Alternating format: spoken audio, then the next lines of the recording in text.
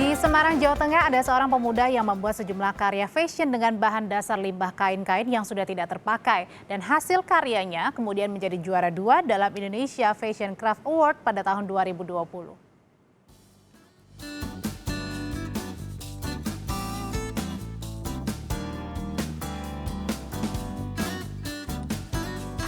Banyak yang menganggap limbah sebagai barang yang sudah tidak terpakai lagi.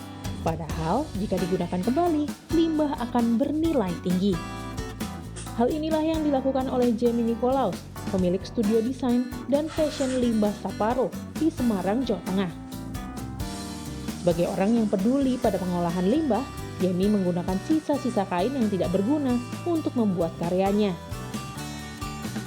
Sementara itu, nama Sapporo ternyata berawal dari 3 nama orang tersayangnya, yakni orang tuanya dan tantenya, yang pada akhirnya terbentuk nama Sapporo yang dalam bahasa Timur berarti barang yang tidak utuh atau biasa disebut dengan kata separoh.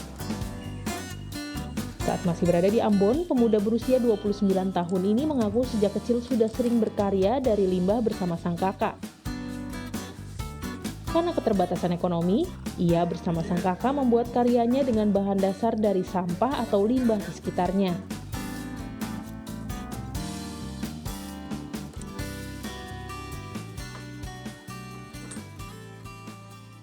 Jadi sampai sekarang, sampai 2018 itu saya mempertanyakan kenapa saya lebih tertarik ke limbah.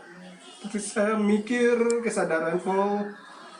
Terus saya, benang merahnya ternyata zaman kecil dulu saya di Ambon. Saya sama kakak saya, kita sering. Ya ceritanya kita mau suka berkarya tapi kita nggak punya duit. Keterbatasan bahan, alat. Yang kita dapat semuanya free itu di tempat sampah. Jadi dari situ semangat kita mulai dari situ ternyata tuh kenapa saya kuliah, saya tertarik limbah tuh karena itu.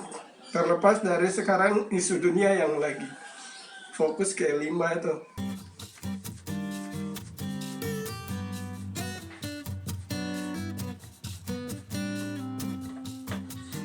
Meski tak berhasil menyelesaikan kuliah fashionnya di Universitas Negeri Malang, Jamie tak patah semangat. Jamie terus mengasah kemampuannya dalam membuat tas, topi, hingga pakaian.